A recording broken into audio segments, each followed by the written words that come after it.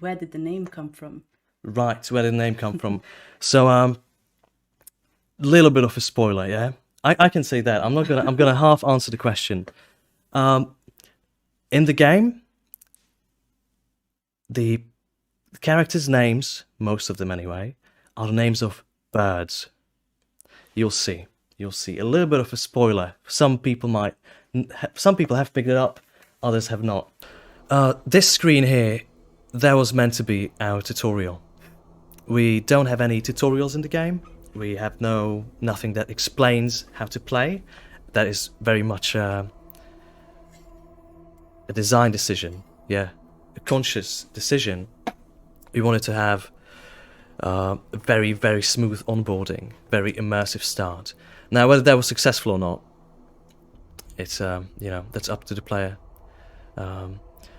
This whole part here is saying every single decision, every single thing that you decide as the player does have an impact. However small, it is an impact. It is a tutorial, a little bit like sort of eases you into the game. And it is very, like all the texts, some of these, like a single text like this, usually takes about, a day or 2 days to write. I'm not saying that you write it like for 24 hours, but they are very curated. They are not just throwaway text boxes that that don't matter. There's not, there is text in the game, but it is very carefully curated. So we hope people enjoy that sort of, curation process. But we think, when we see people play, they always go and they start reading it very theatrically, which is exactly how it's meant to be. So I'm gonna have a go at this then. This screen here, that was meant to be a sort of it's used only once in the demo, but it's used a lot more in the game, and it's an objective screen. It's made to tell you what you're trying to achieve in a given conversation. That's not described, but that is the idea. What you're meant to do in this conversation is find out who Dunlin is. Now, in the demo, this is like one choice. In the full game, this conversation takes like, it's 10 minutes long. We didn't want to put a 10-minute long intro into a 30-minute demo for pacing, so we cut it down a lot. We get the first choice, probably the most important choice in the demo. We have two options. There's this joke, but he probably won't like it. Now, if you tell the joke, Dunlin is going to like you, and if you try to avoid confrontation, Dunlin will not like you in the demo. This also affects some scenes later, which some introspection scenes, because you do not control the protagonist in this game. So you do have sections in the game where you argue with the protagonist, and those scenes are changed. It affects everything. Anyways, we're going to pick this choice just because I do think it's personally I think it's more interesting. The camp. Now in here, this is a narrative adventure game. Some people compare it to a visual novel. I personally, we personally decided we're completely fine with that moniker or that that label. It's just it sets up expectations which we cannot fulfill. People expect it's like a role-playing game, right? Let's say a Call of Duty is not a role-playing game because you play the role of of a soldier. And same, this is not a role-playing game because you play the role of Cormo. It's not a visual novel, even though there are surface-level similarities. There are like features that people expect, such as a log, Manual saves. yeah, manual saves, rewind, and we do not want to do that. It goes against the design. So if we go to the provisory camp, yeah, we get a new screen. All of these are from different perspectives. All of these are carefully painted, and yeah, we hope that is like something that players value. I definitely would value that in a lot of like narrative or text-based games. Mind map. Let's show the mind map quick. Yeah. Yeah. How's the battery looking on the camera? I can't see it. Oh, yeah, it's halfway through. Okay, It's okay. okay. Yeah, so the mind map, you have your thoughts here. These These represent, you know, the thoughts and the sort of concepts that you have accumulated throughout the game. And these sometimes do something, but sometimes they don't do anything. We are going to sort of make that more clear in the game. Yeah, also in the final game, these will be on different screens. Some people found it very confusing to have items and thoughts in the same place. Yeah. So in the final game, we'll separate off items into another like page of their own. Yeah. Let's just click on Sarmatian Gasconade. So Sarmatian, that is, since the game's setting is based on Near East, not Middle East, Near East. So, you know, current day Russia, Armenia, Turkey, Lebanon, Israel, and Iran. I mean, Iran's going a bit too far, but yeah, Syria. The game, you know, focuses on that. It is historical, but it is like historical fantasy, more like. And Sarmatians were a group of people, group of Iranian, Turkic nomads who apparently settled in today's Poland. Yeah. So back to thoughts. Yep. What are thoughts? Some are interactable, some do nothing. They, you know, give you a concept, and you, in your mind, you work with the concept that enriches the game. It's like a thought that Cormo has. Yeah. Then when you read it, it becomes You have it your now. thought. You have the thought now. Yep. And it's up to you what to make of that. So people say, wow, Cormo, he looks like a clown. Yeah? A jester. Or A jester or a clown. Yeah, his design is inspired by a Mamluk Ottoman soldier or a sailor. And this one, for example, explains why he's dressed that way. So the bright red colours, puffed necks with hues of purple and frills of gold mark a cultured type with refined taste, with the bravery to show it. Colours of such intensity, complexion so strange repel all lesser beings, with their coats of grey and brown skittering back into the bushes. Overwhelmed by the volatile, toxic pigmentation on display. Signal to the world that your ancestors stood upright.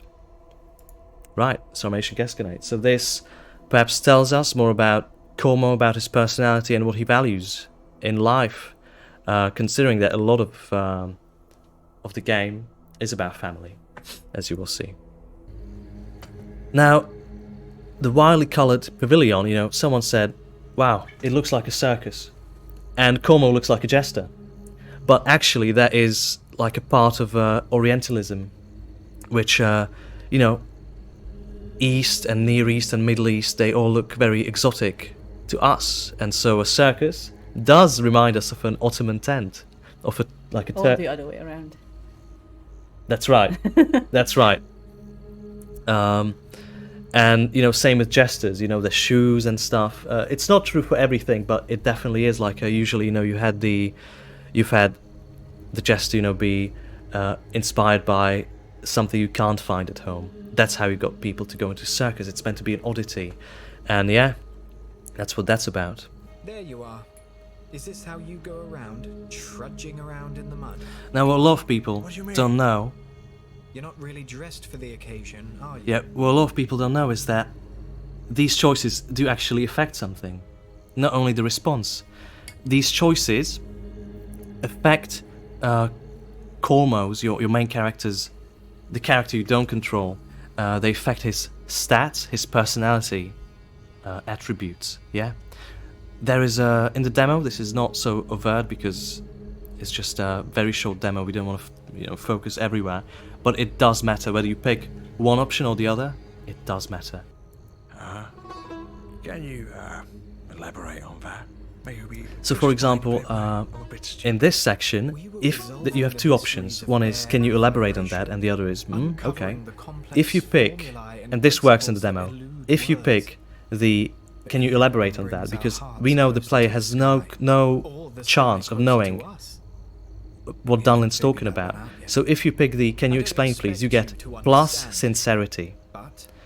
If you pick wow, which implies that you sort of know what he's talking about, even though we know you have no clue what Dunlin's talking about, that gives you insincerity and manipulation. And this then reflects the sections later, which are more introspective. was watching. It repeats. Look at that. I'm a bit busy. So all of these are randomized now, by the Busy. way. With what? And you can just annoy Dunlin. Yeah, what we want to do is I'm off. add a little bit of like a resolution to this, because currently you can just annoy him forever and he doesn't do Everybody anything. wants to punch him. Yeah. Or get punched by Or him. get punched, yeah. Yeah, Should I yeah. bring you a chair? What do you want? What do you want?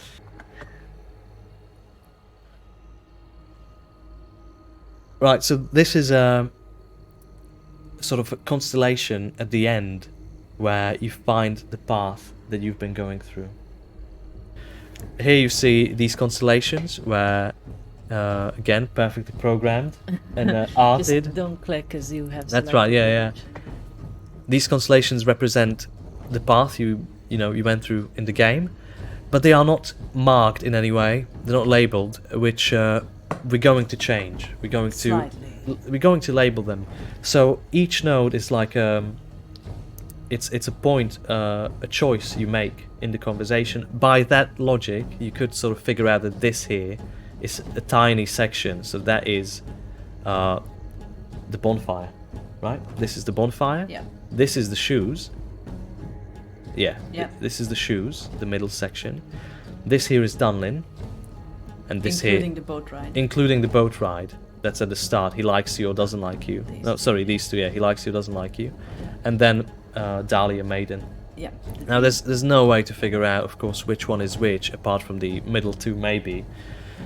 But that's okay. They are going to be written out. But each node will not be, because that's not really important. It's just a section that will be named, so that you know. Also, something interesting that I haven't picked up on until much later implementing things is that you and Cormo, Be right back. how do I explain this?